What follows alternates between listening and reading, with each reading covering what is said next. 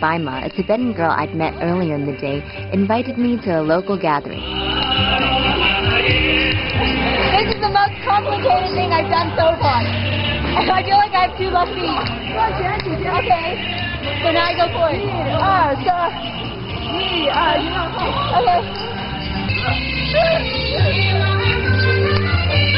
I'm so hopeless.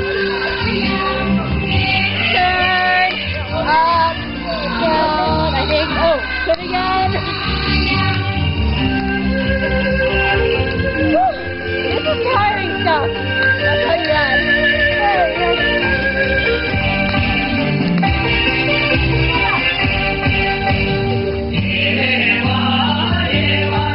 She told me that the Tibetan people love music and dance, and here in Langmusu they gather in courtyards almost every night to dance.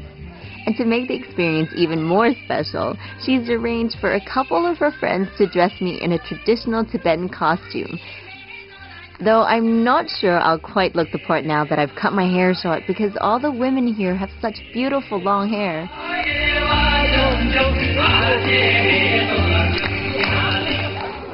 That was really fun. It's one of the most tiring things. I can't even speak properly now. It's one of the most tiring things I've done in the whole trip. But after a couple of rounds, you kind of get the hang of it. Okay,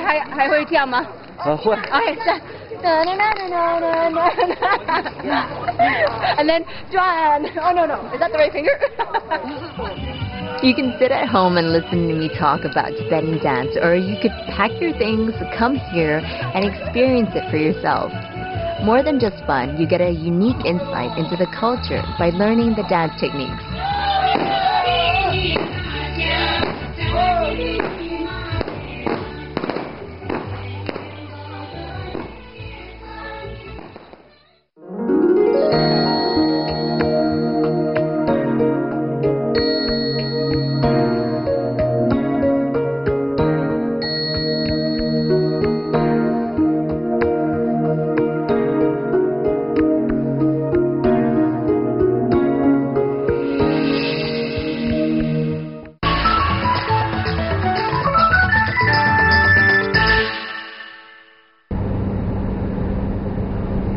I've had a really good time here, and part of me is begging to stay.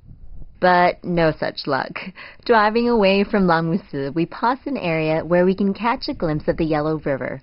It's 3,902 meters above sea level here, so we're all feeling a little short of breath.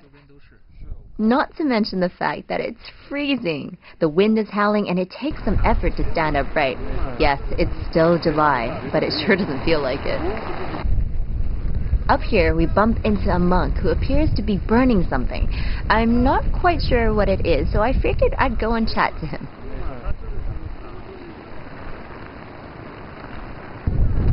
Turns out he mostly speaks Tibetan and very little Mandarin, so we did have a bit of a communication problem. But from what I saw, it seemed as though he was conducting some sort of ritual, which I later found out is called Weisang, and is traditionally performed every time a Tibetan passes through an opening in a mountain. First, juniper incense powder, that's the powder the monk was shaking over the fire, is burnt along with an aromatic plant such as cypress, just to please the gods. While the fire burns, prayers will be chanted, and finally, a longda, otherwise known as a fortune horse or paper horse, will be thrown in the air. It's a little piece of paper about 2 inches wide and 4 inches long, with a woodblock print of a horse on it. The Tibetan people have great respect and worship for horses, so throwing longda in the air and letting the wind catch them and carry them away is a symbol of a team of horses running free. It's said that throwing longda from a sacred or high mountain will convey human wishes to the gods.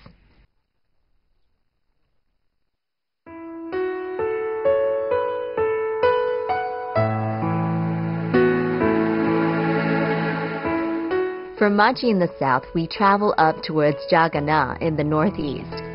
And on the way, I noticed significant changes in the people's way of life.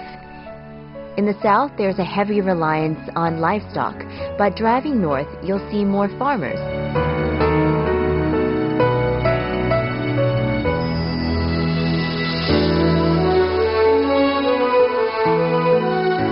Some of these areas are so remote that they never see any tourists at all. And I think I've been very lucky on this trip because I've bumped into some great people along the way. This group of women tell me that they're heading to the next mountain to collect wood. 你们去哪？回家？家？对？家？ I ask if I can follow them, but they tell me that the journey won't be too tough for me. Still, they have promised to show me around the next time I visit. I take a photo so I won't forget their faces. Ladies, I'm holding you to your word. I'll see you soon.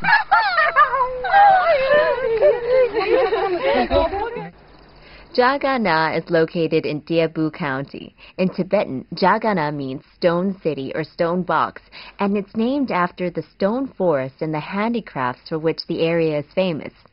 It's also a famous research area for foreign geologists and scientists.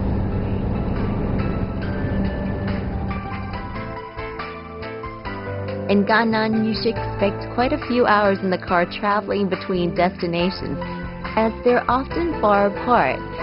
And now, while you might be tempted to use the opportunity to take a nap, I suggest you stay awake because it'd be a real pity to miss the amazing scenery along the way.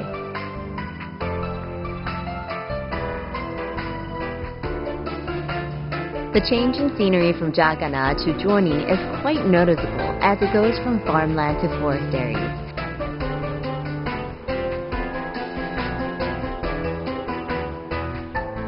The Daiguo National Park is worth a short visit.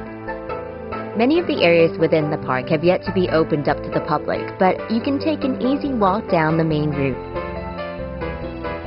Or if you're feeling a little lazy like I am, you can catch a ride on the shuttle buggies.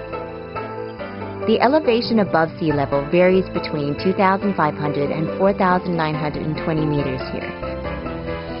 And the locals tell me that in early September, you'll be able to experience all 4 seasons. It'll be snowing in the higher regions and warm in the lower area of the national park. Even if you're not much of a hiker, you can still come here and enjoy this really easy walk around the park. It's beautiful. I'll tell you this, the scenery is absolutely amazing. Every once in a while, you deserve an escape to nature. But the mountains here are more than just scenic. Zhuoni is number 3 on the list of places famous for producing the inkstones that are used in Chinese calligraphy, after the Duangxi Mountains in Guangdong and the Shi County in Anhui. The stones here are known as taoyuan. Beautiful and smooth, they come from the mountains in the surrounding areas.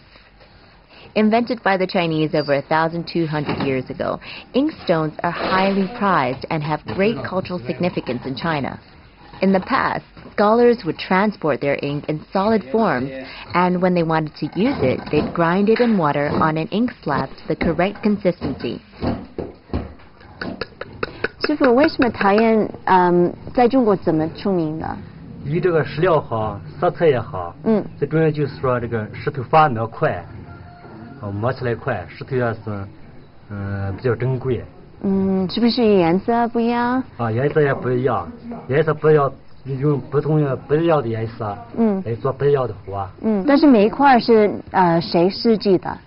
就是自己有自己的设计方法，自己有不同的设计，出来就是不同的作品。哦。Who would have thought that a rock, just, a big slab of rock, could make something so beautiful? Okay, note to self, stop mentally calculating how to haul a 10-kilogram inkstone home while telling people about them. While I'm unable to appreciate the inkstone as a calligraphy tool, I'm amazed by the beautiful and highly skilled carvings of symbols in Han Chinese culture, and how the natural colors of the stone are incorporated into the carving.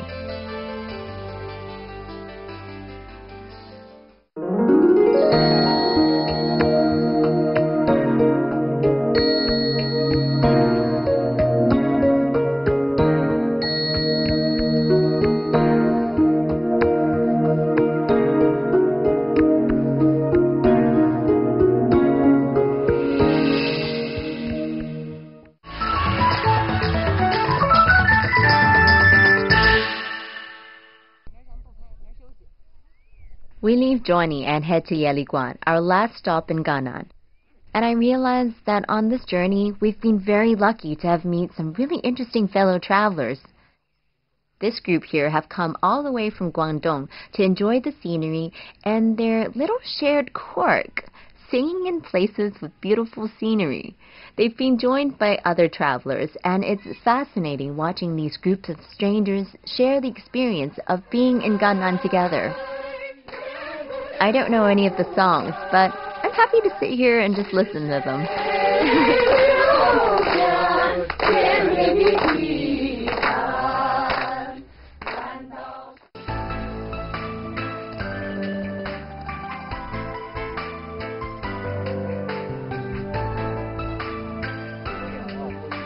There's a lake in Yeliguan, not much different from any other high-altitude lake around the world, but it's an important stop in the yearly pilgrimage for the Tibetan people traveling from Gansu to Tibet Autonomous Region.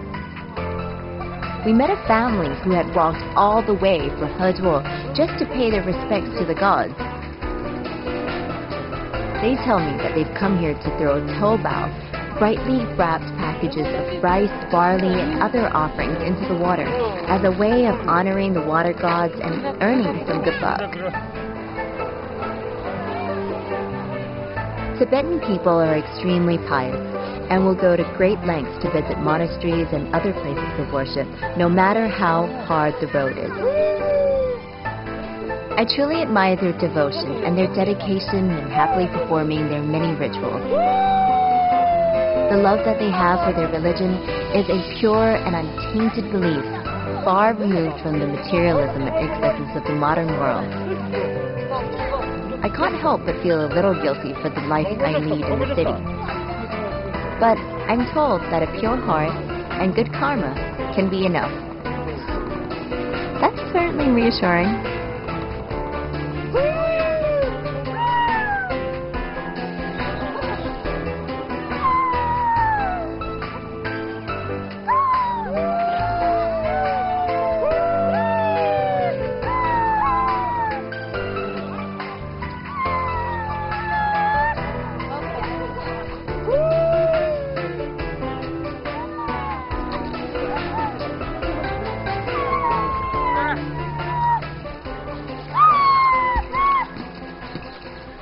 Every day in Gannan is something special. You see either magnificent scenery or you bump into people. I could tell you all about it, but really it's just something you have to experience for yourself. Thanks for watching Travelogue. I'm Michelle Lane.